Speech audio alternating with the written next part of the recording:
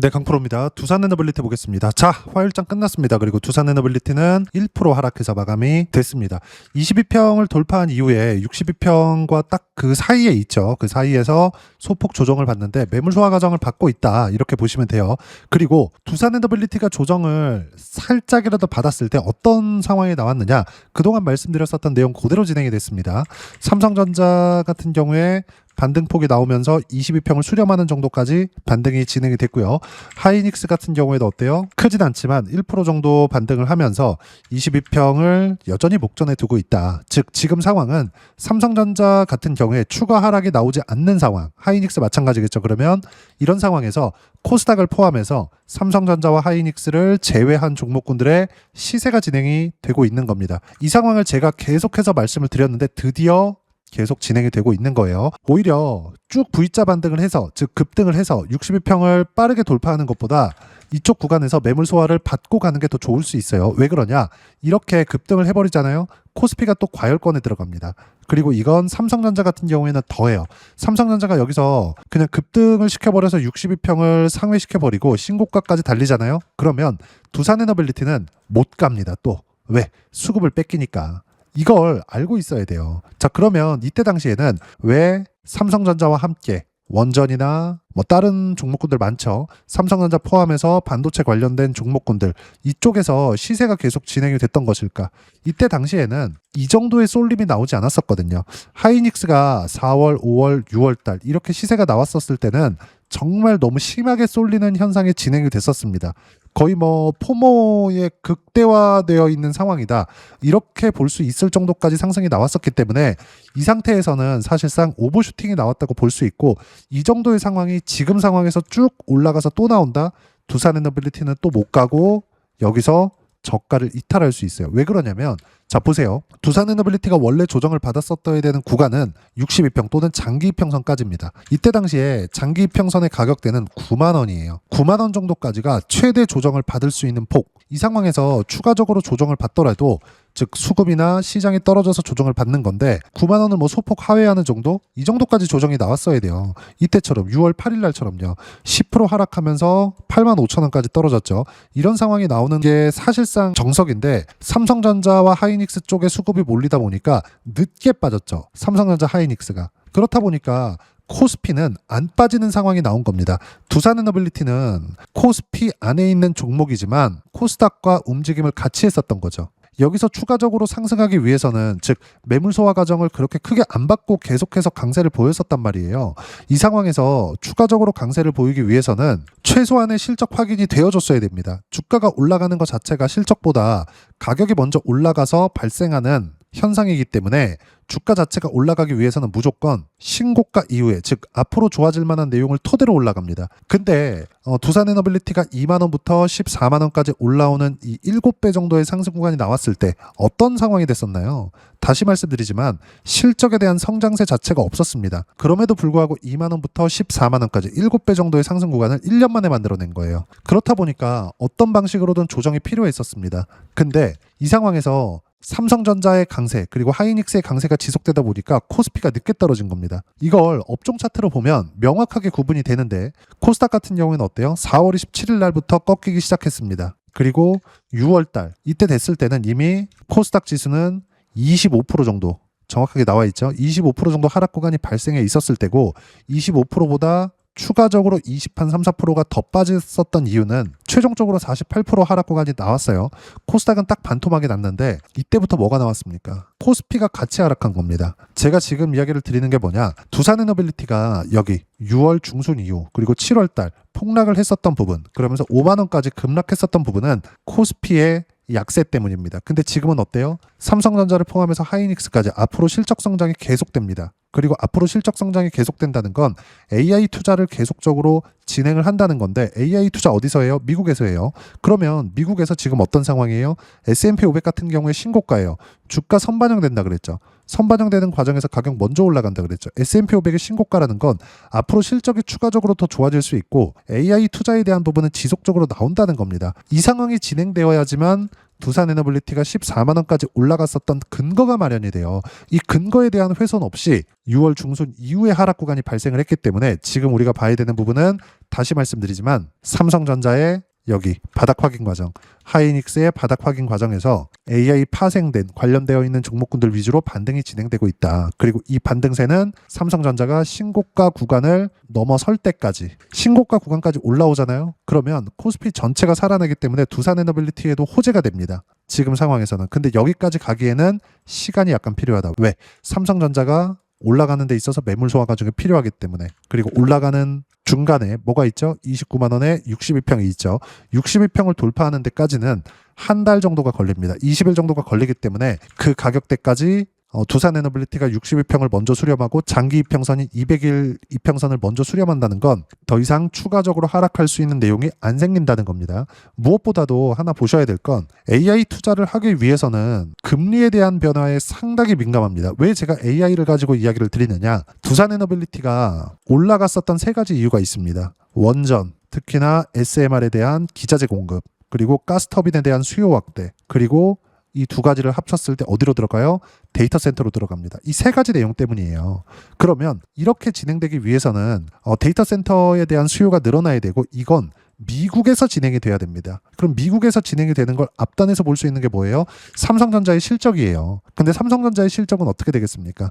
앞으로도 계속해서 좋아질 수밖에 없는, 앞으로 향후 1년 정도는 좋아질 수밖에 없는 상황이고, 이걸 먼저 볼 수 있는 게 S&P 500에 대한 가격대, 지금 신고가 구간에 위치하고 있죠. 이것보다 더 중요한 게 있습니다. 디램에 대한 가격이에요. 삼성전자의 3분기 실적은 너무 좋을 거다. 이런 상황에서 두산에너빌리티는 급락해 있는 상황에서 회복하고 있다. 지금이 바닥이라는 겁니다. 추가적으로 하락할 수 있는 내용이 발생되지 않아요. 자, 그리고 여기서 하나 더 봐야 될 거. 자, 삼성전자가 올라갈 때 관련되어 있는 종목군들이 뒤늦게 따라오거나 먼저 치고 갈 때가 있어요. 지금 같은 경우에는 삼성전자가 너무 급락을 했기 때문에 여기서 이평선이 모이는 과정, 이 과정을 먼저 보내야 되거든요.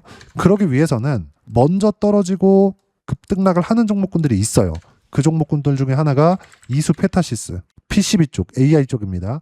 PSK, 딱 세 가지만 말씀드릴게요. 이것도 메모리 반도체 장비 쪽이에요. 이건 하락폭 자체가 그렇게 크지 않죠. 그렇다 보니까 반등 구간 자체가 먼저 나옵니다. 다른 것들 보더라도 마찬가지예요. 심텍은 이미 60일 이평을 수렴해 있는 상태입니다. 심텍 같은 경우에도 메모리 반도체 장비줍니다. 삼성전자가 가격대, 즉 가격 하락을 멈추다 보니까 바로 V자 반등으로 치고 올라오는 것들. 이런 종목군들이라고요. 다 뭐예요? AI 관련되어 있는 종목군들이죠. 자, 실전에서의 상황을 한번 보여드릴게요. 자, 내용을 보시면 여기 심텍 같은 경우에도 어때요? 쭉 보시면 최근에 매매한 내용만 보더라도 여기 반등을 확인되는 구간에서 매수관 잡았고 딱 이틀 만에 13%의 수익 구간 터지죠. 그리고 첫 번째 신고가 구간이 나왔을 때 어때요? 20%대 수익 구간 계속해서 터집니다. 반도체 종목군들 중에서는 계속 나와요. 제주 반도체나 이런 종목군들을 보더라도 자, 제가 싸게 잡으려고 노력조차 하지 않습니다. 반등 확인되는 과정에서 매수관을 잡았을 때 1월과 2월 달이에요. 두 자릿수 수익 구간 터지죠. 그리고 많이 올랐으니까 빠져야 되는데 안 빠져요. 이건 뭐라고 봐야 될까요? 매물 소화 과정으로 보는 거예요. 무조건 주가가 올라가는 데 있어서는 매물을 받아 먹고 올라갑니다. 신고가 구간에 있다고 하더라도요. 삼성전자가 치고 날릴 때 어떻게 됐어요? 쉬지 않고 한 달, 두 달, 세 달 계속 갔나요? 아니에요. 중간중간 쉰단 말이에요. 두산에너빌리티도 마찬가지입니다. 이따 보여드릴 거예요. 근데 삼성전자의 시세를 보고 두산에너빌리티를 매매해도 되지만 삼성전자의 시세를 보고 반도체 포트폴리오를 구성했을 때 어떻게 되겠습니까? 신고가 구간, 돌파하는 구간에서 매매를 했을 때 저도 여기서 사고 싶어요. 3만 원대. 근데 정작 매수한 구간은 어때요? 47,000원입니다. 그랬을 때 딱 한 달 정도의 기간 동안 123% 이렇게 터진다고요. 가격을 확인하는 게 이렇게 중요하다. 그럼 여기서 두산에너빌리티에 대한 상황을 봤을 때 어떻게 될까요? 지금도 매수 구간을 잡고 있고요. 첫 번째 신고가 구간에서도 확인하고 나서 매매 구간, 확인하고 나서 매매 구간. 그랬을 때의 결과는 쭉 내려보면 188%까지 수익 구간이 커집니다. 이 상황은 앞으로도 바뀌지가 않아요. 물론 변동성이 있기 때문에 이 구간을 정확하게 이때다 이렇게 잡아낼 수는 없죠. 그래서 우리는 계속해서 분할 매수와 분산 투자를 해야 됩니다. 분산 투자는 어떻게 해요? 두산에너빌리티가 올라갈 때, 즉 원전에 대한 시세가 나올 때 같이 올라가는 종목군들이 있어요. 예를 들어서 한전기술이나 이런 종목군들. 신고가 구간에서 매매 구간을 잡았을 때 45%대까지 수익 구간이 커집니다. 이렇게 된다고요. 지금은 이런 상황입니다. 삼성전자가 추가적으로 하락할 수 있는 상황이 나오지 않고 오히려 완만한 등락 구간을 보이고 있기 때문에 두산에너빌리티를 포함해서 다른 종목군들의 시세가 나오는 겁니다. 근데 여기서 삼성전자를 포함해서 관련되어 있는 종목군들이 계속 시세 구간을 만들어 가잖아요. 그러면 두산에너빌리티도 동일하게 진행이 되는 거예요. 반도체 포트폴리오를 구성하는 만큼 원전 포트폴리오도 같이 구성할 수 있다. 예를 들어서 한전기술, 그리고 최근에 현대건설 같은 경우에 반등이 빠르게 진행이 되고 있습니다. 이미 62평 수렴되어 있는 상황이에요. 오히려 두산에너빌리티보다 더 강한 시세를 내고 있어요. 이건 어떤 부분이냐? 원전에 대한 시공입니다. 원전도 두산에너빌리티 혼자 만드는 게 아니에요. 다시 말씀드리지만 지금은 두산에너빌리티를 매수할 수 있는 적기에 있습니다. 그리고 여기서 더 올라갈 거예요. 올라갔을 때 62평을 넘어서는 순간 매물대가 쏟아져 나올 겁니다. 이때 만약에 내가 비중을 봤을 때 30% 이상의 비중을 가지고 있다. 그럼 물량을 30%까지는 낮추세요. 그럼 30% 낮춘 내용으로 뭐래요? 관련되어 있는 종목군들이 튀기 시작할 겁니다. 물론 두산에너빌리티가 등락을 보이는 과정에서 관련되어 있는 종목군들도 등락을 보일 수 있죠. 근데 여기서 우리가 봐야 되는 부분은 분산 투자를 해놨다. 그리고 분산 투자하는 과정에서 분할 매수까지 진행을 했을 때 수익 구간의 폭은 계속해서 커질 수 있습니다. 이런 식으로요. 원전에 대해서 다른 종목을 보더라도 방금 전에 제가 현대건설에 대해서 이야기를 드렸죠. 현대건설 보면서 이야기를 드리면 자, 내용 보시면 어때요? 40%대씩 터지죠. 언제? 신고가 구간. 언제예요? 25년 1월, 2월, 3월, 4월입니다. 이렇게 터진다고요. 이때 당시에는 두산에너빌리티보다 늦게 갔었던 현대건설이나 이런 쪽이 먼저 갔습니다. 그리고 시세가 꺾이고 나니까 꺾이는 거 보고 다 매도 구간 잡죠. 이렇게 된다고요. 지금은 어때요? 두산에너빌리티가 추가적으로 하락할 수 없는 상황이기 때문에 당연히 여기서는 매수 구간을 잡을 때가 되는 겁니다. 지금은 기회의 구간에 있고요. 미국 시장 같은 경우에도 먼저 신고가를 쳤기 때문에 여기서 절대로 매도 구간을 잡을 때가 아닙니다. 그리고 이 모든 내용 어떤 식으로 가격대를 잡아야 되는지를 여기 소통방에서 실시간 타점 모두 무료로 공유해드리고 있습니다. 자, 내용을 한번 보시면 쭉 내려서 볼게요. 일단 8월 11일 날 장 마감하고 나서 드린 이야기들을 보면 가장 핵심은 두산에너빌리티가 올라가기 위한 조건이 지금 만들어져 있는지예요. 두산에너빌리티가 올라가기 위해서는 AI에 대한 투자가 지속적으로 나와야 됩니다. 그러면 두산에너빌리티만 매매할 게 아니라 두산에너빌리티와 포함해서 관련되어 있는 종목군들을 함께 매매 구간을 잡아야 돼요. 그 내용에 대해서 제가 매일매일 이야기를 드리고 있는 겁니다. 자, 내용을 한번 보시면 8월 11일 날 장 마감하고 나서 드린 이야기인데 삼성전자 5% 상승 마감, 하이닉스 1% 상승 마감. 이렇다 보니까 어떻게 됐어요? 코스피도 그렇게 크게 못 올랐어요. 삼성전자와 하이닉스가 차지하고 있는 시가총액 비중이 어마어마하게 높은데 코스피가 얼마 못 올라왔다? 그러면 평균치를 따졌을 때 어떻게 됐다는 겁니까? 삼성전자, 하이닉스를 제외한 대부분의 종목군들이 소폭 약세 구간에 있었다는 겁니다.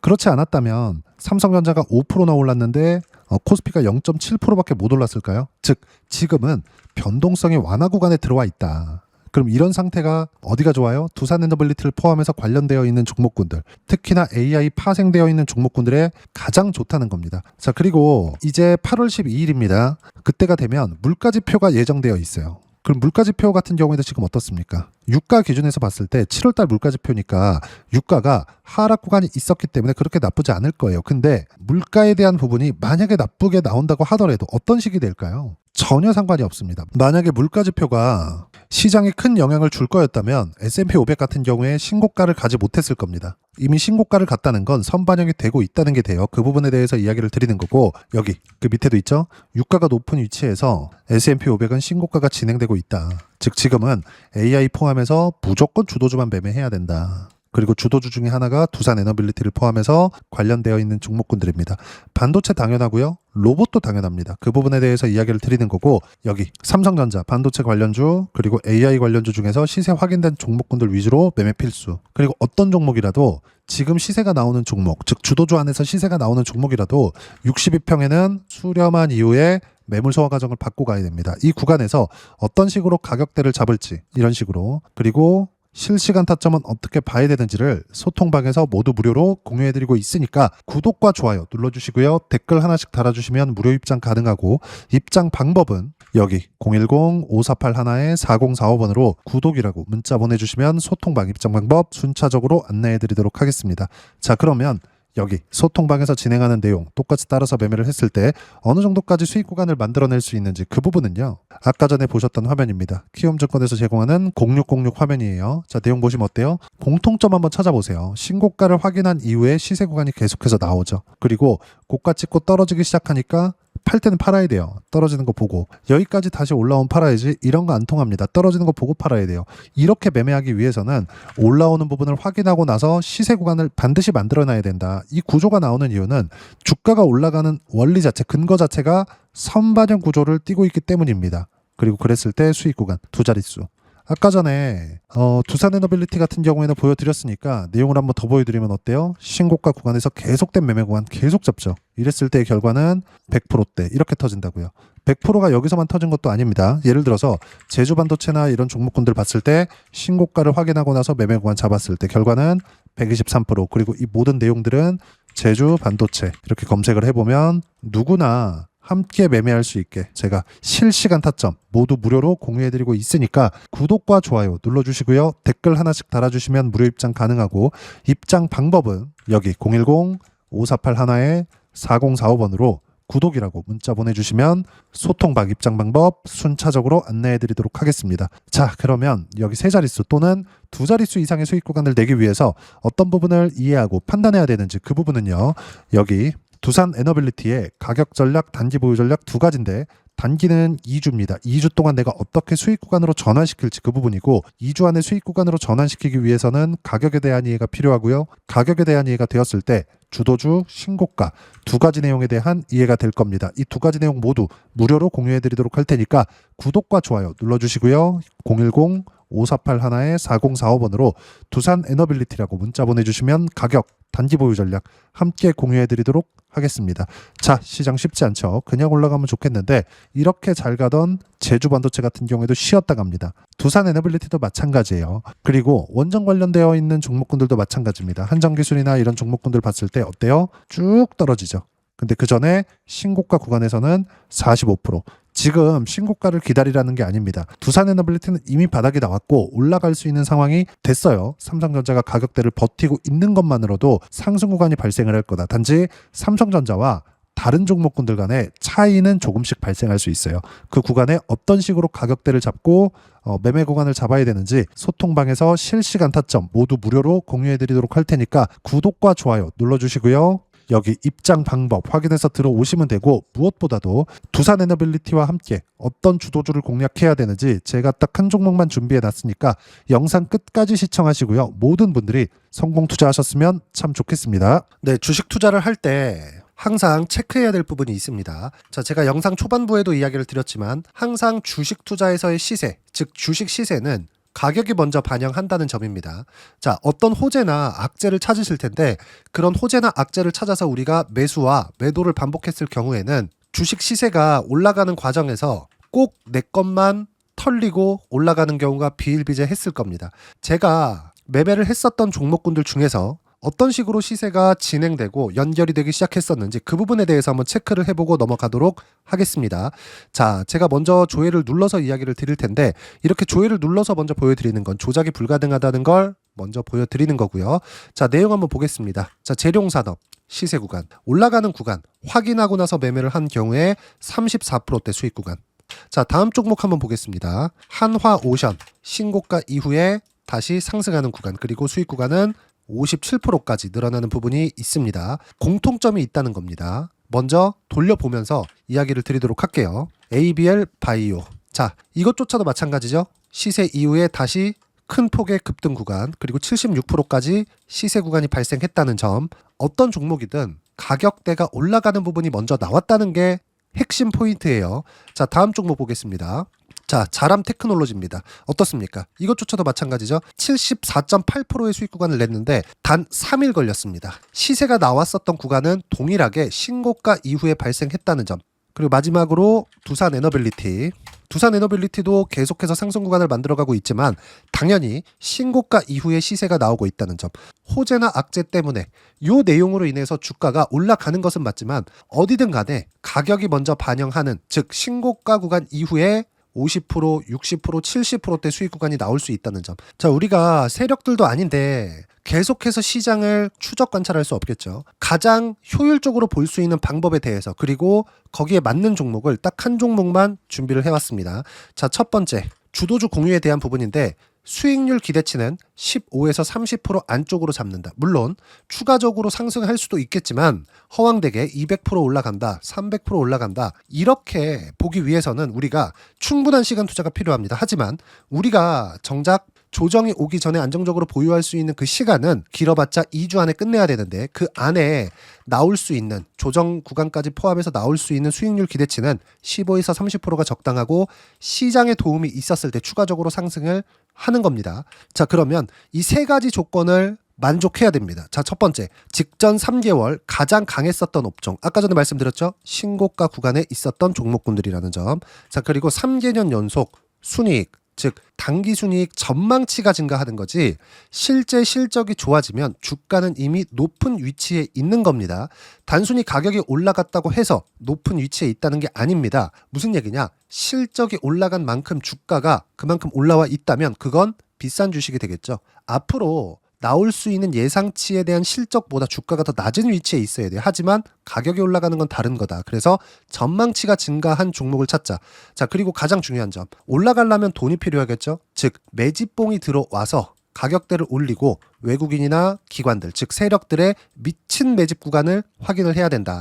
자, 그럼 어떤 종목이냐? 제가 이렇게 준비를 해왔고요. 자, 주도주 공유. 아까 전에 말씀드렸죠. 15에서 30% 2주 안에 낼 수 있는 수익률에 대한 기대치입니다. 자, 그리고 이렇게 준비해온 종목에 대한 부분은 자, 폭등 전에 꾸준하게 매집 구간이 발생했다는 점, 그리고 상승하는 구간에서도 계속해서 거래 대금이 늘어나고 있었다는 점, 그리고 직전 3개월 내 신고가 돌파 종목. 그쵸? 분명히 시장이 어떤 상황이든 간에 주가가 올라가는 상황이 나와야 되고 올라가는 과정 안에서 반드시 거래 대금은 늘어날 수밖에 없습니다. 자, 그리고 지금 현재 시세가 나오기 전 마지막 매수 기회 구간에 있습니다. 여기서 가장 중요한 건 올라가는 구간에서 거래가 늘어난 거 보이죠? 그리고 옆에 제가 세력들의 매수세를 체크한 내용을 보시면 올라가는 구간별로 거래 대금이 늘지만 올라갈 때 외국인과 기관의 매수세가 지속적으로 들어왔다는 점. 이 구간에서 제가 종목만 드릴 수도 있겠지만 어떤 식으로 타점을 잡고 매매를 해야 되는지 소통방에서 함께 진행을 하고 있고요. 소통방은 모두 무료로 진행하고 있습니다. 물론 종목만도 따로 드리겠지만 등락하는 과정에서 어떻게 타점을 잡아야 되는지 그런 부분 소통방에서 진행하고 있으니까 여기 010-5481-4045번으로 주도주 라고 문자를 보내주시면 제가 강프로의 소통방도 함께 초대를 해드리면서 지금 2주 안에 15에서 30% 수익률에 기대되는 주도주를 공유해드리도록 하겠습니다. 자, 항상 어려운 주식시장이지만 제가 준비한 이 종목 받아가셔서 모든 분들이 큰 수익 내셨으면 좋겠습니다.